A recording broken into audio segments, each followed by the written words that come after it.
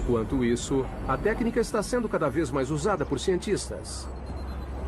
É como examinar uma panela de sopa fervendo e ver tudo o que está acontecendo. E revela muitas coisas sobre o movimento das rochas no interior da Terra. Com as imagens de alta resolução dos sismógrafos, podemos perceber pequenos detalhes do que acontece no interior do planeta, coisa que realmente não era possível durante muitos anos. Moving further down, 10 miles, 20 miles toward the bottom of the crust. Tectonic plates are on the move, triggering deadly earthquakes.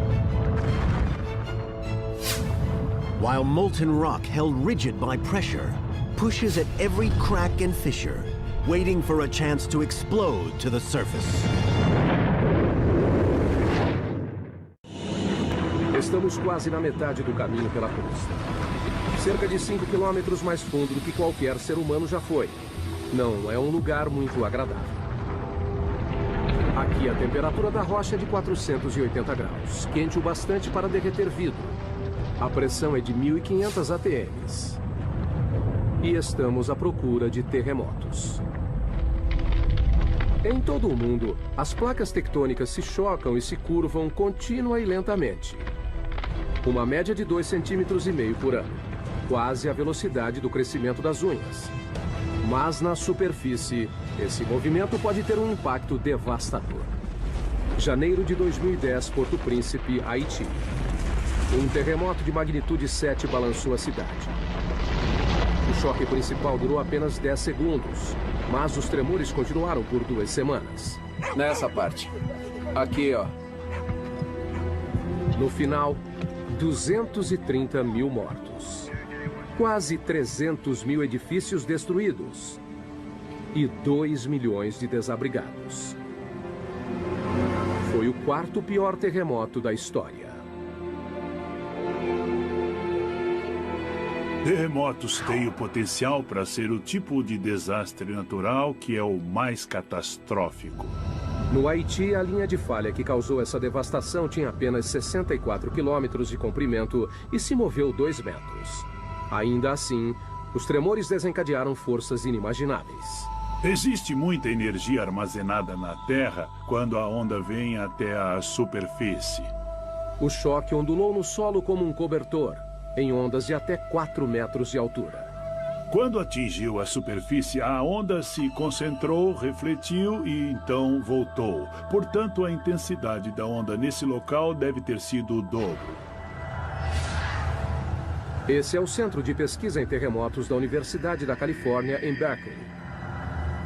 Aqui, cientistas trabalham destruindo coisas. Esses são alguns modelos de teste de colunas de canto e pode ver que estão bastante danificadas. Essas pilhas de entulho são restos de testes de laboratório. O fruto do trabalho científico para criar o edifício perfeito à prova de terremotos. Cientistas descobriram que se um terremoto acontece uma vez, ele se repetirá no mesmo local. Não é uma questão de ser, mas de quando. Simulação. Na Califórnia, infelizmente, temos terremotos com bastante frequência e por isso nós queremos estar preparados para o próximo. As opções são se mudar ou se proteger. Simulação. Nós temos que nos preparar para os terremotos com projetos melhores. Durante um terremoto, o movimento mais perigoso não é para cima e para baixo, mas de um lado para o outro. Aqui, ó. Nessa parte. Este engenheiro trabalha em um projeto para deixar as paredes mais resistentes aos movimentos laterais mortais que derrubam edifícios. Criamos um tipo de conexão aqui, então ela faz a transferência da carga lateral. Esses painéis são ligados por chapas de aço que recebem a tensão. As placas podem quebrar sem que a parede desabe. Os painéis são uma mistura de concreto e fibras de aço para os tornarem mais flexíveis e menos quebradiços. Foram projetados para serem danificados. A equipe de Berkeley usa uma variedade de equipamentos para submeter novos projetos a lentos processos de destruição. Este enorme bloco de concreto tem 8 metros de comprimento e 7,5 de altura. Pesa 300 toneladas. Há muita energia latente presa em toda essa estrutura. Quando esses 4 cilindros hidráulicos empurram o bloco, eles transferem a energia para as estruturas em teste. Nesse caso, as estruturas são as colunas e vigas semelhantes à de um arranha-céu. Ninguém sabe qual será o resultado. É a primeira vez que testamos algo desse tipo. O objetivo é levar tudo ao limite. O edifício é empurrado em uma direção e as vigas são giradas contra as colunas. O aço curvou, mas a estrutura sobreviveu. Um começo promissor para esse projeto. Mas a única maneira de ter certeza que a estrutura se manterá durante um terremoto é fazer um acontecer. Essa é uma mesa vibratória. A mesa vibratória nos dá a possibilidade de provocarmos um terremoto. Como o nome sugere, as mesas vibratórias atingem réplicas de prédios com tremores em escala real. Assim, nós podemos simular 6 tipos de movimento. A mesa pode balançar para frente e para trás, inclinar, ir para cima e para baixo e para os lados, para representar o que aconteceria em um terremoto. O objetivo não é analisar por que os prédios caem, mas por que continuam em pé. Uma das coisas que queremos ser capazes de fazer é prever quando uma estrutura desabará completamente ou desabará parcialmente. Os terremotos já mataram milhões. Mas o movimento tectônico que os causam também faz parte do ciclo mundial, que é crucial para a saúde do planeta Terra. A vida humana não teria se desenvolvido sem as placas tectônicas. As placas tectônicas criam terras e sem elas, a superfície seria um imenso oceano. Nem existiriam animais terrestres. O ciclo da criação de terras praticamente deixa o planeta de cabeça para baixo. Isto é um amonoide, um fóssil do que viveu no fundo do leito do oceano. O que é notável nesta pedra é que apareceu na base do Monte Everest. E as forças envolvidas devem ter sido enormes e incríveis para trazer este pequeno amonoide do fundo do mar até um local bem alto do planeta.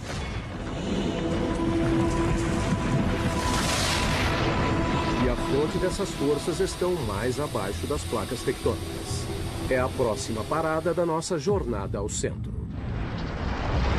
35 quilômetros abaixo está o manto.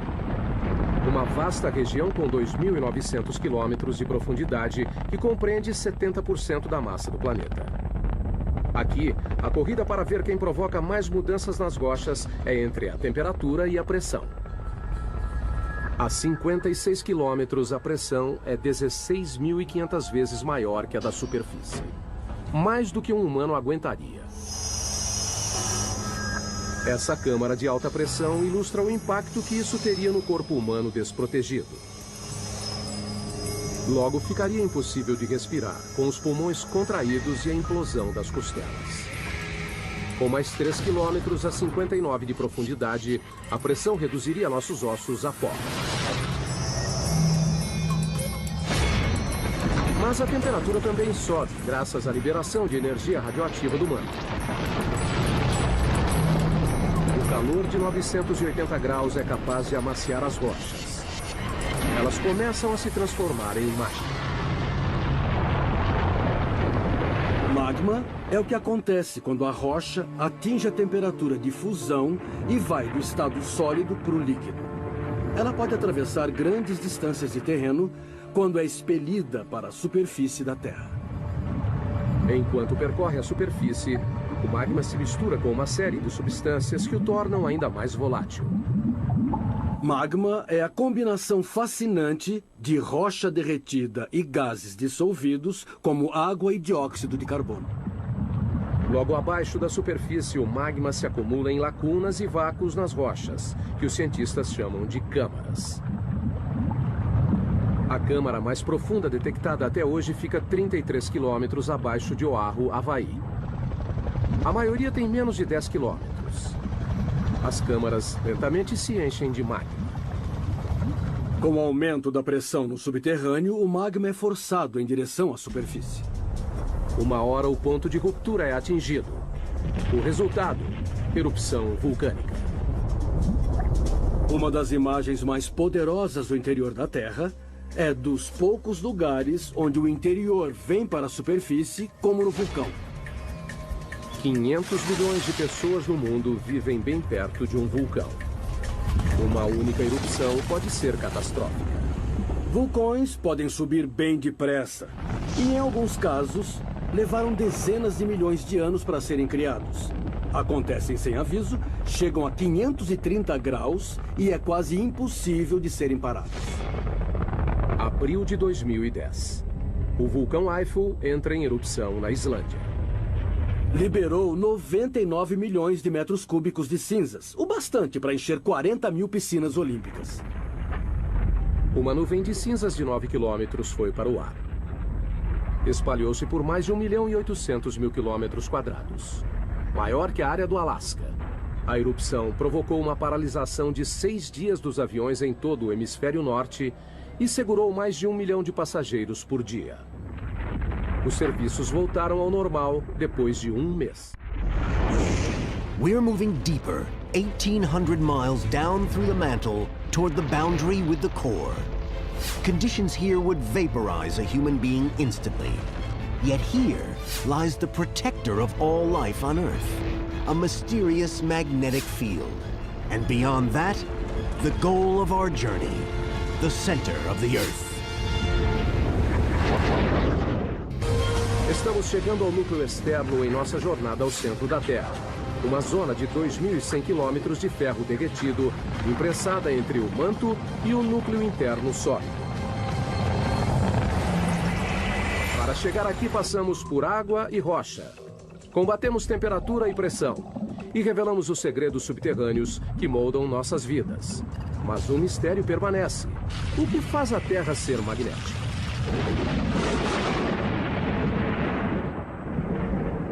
O campo magnético da Terra se estende por 72 mil quilômetros no espaço. Ele protege o planeta da força total da radiação solar. Um único brilho solar de 2 horas libera 10 bilhões de toneladas de partículas radioativas. Energia suficiente para abastecer os Estados Unidos por 10 mil anos ou evaporar nossa atmosfera. Sem o campo magnético para bloqueá-las, as partículas solares acabariam com a vida na Terra.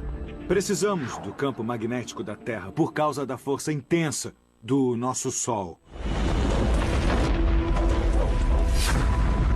O campo se origina do núcleo externo rico em ferro. A próxima parada da nossa jornada, 2.900 quilômetros subterrâneos. A temperatura aqui é de 4.420 graus. Quente o suficiente para vencer a rigidez e derreter o ferro.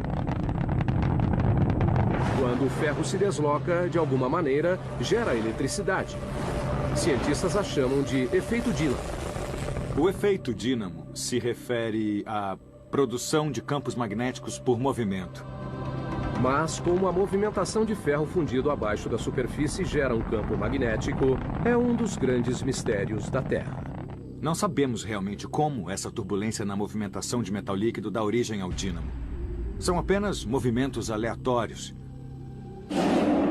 Essa esfera gigante pode fornecer respostas. É um modelo mecânico da Terra.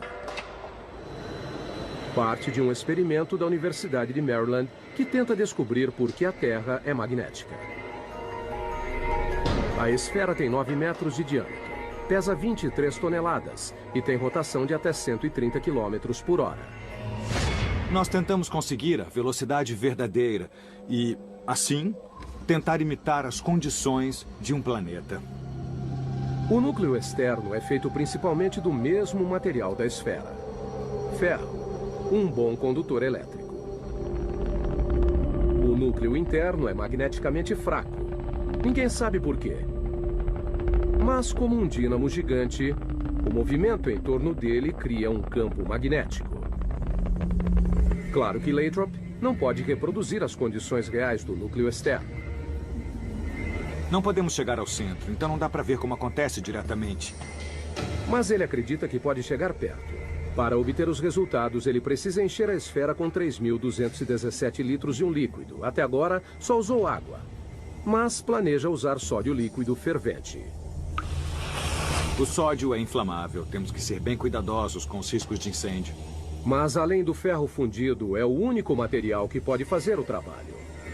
O sódio tem a vantagem de fundir a uma temperatura relativamente baixa e é um excelente condutor comparado ao ferro líquido. A esfera é o mais novo de uma série de experimentos. Começamos a construir experimentos do tamanho da mão, depois de uma bola de basquete, depois, sei lá, bolas de ginástica. Esse foi o maior até hoje. Mas até agora, assim como o campo magnético da Terra, o resultado do experimento ainda é uma incógnita. Nenhum dos experimentos anteriores geraram o próprio campo magnético, mas temos todos os ingredientes necessários para conseguir o dínamo.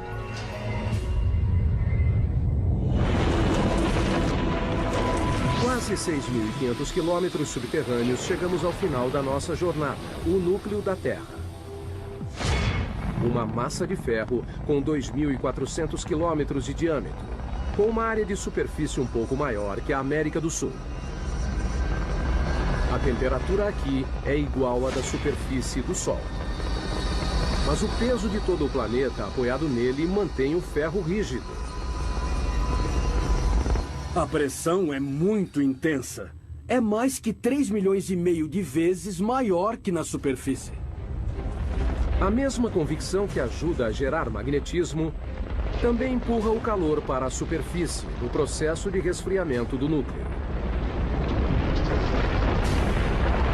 Quando a temperatura cai, o núcleo solidifica lentamente. Um dia, não haverá mais rocha derretida para criar o campo magnético. Mas o Sol já terá se extinguido, acabando com a Terra antes desse dia chegar. Enquanto isso, o calor do núcleo ajuda a impulsionar o lento ciclo do manto, que renova a superfície, alimenta a química de nossa riqueza mineral e gera o campo magnético que nos protege do universo hostil. As chances de se encontrar outro planeta como a Terra são realmente mínimas. Descemos quase 6.500 quilômetros para o fim da nossa jornada. Vimos túneis que atravessam montanhas e minas do tamanho de cidades. Passamos por fogo e inundação, terremotos, vulcões, pressão esmagadora. E descobrimos o segredo mais profundo da Terra. É o que acontece no subterrâneo que mantém o planeta vivo.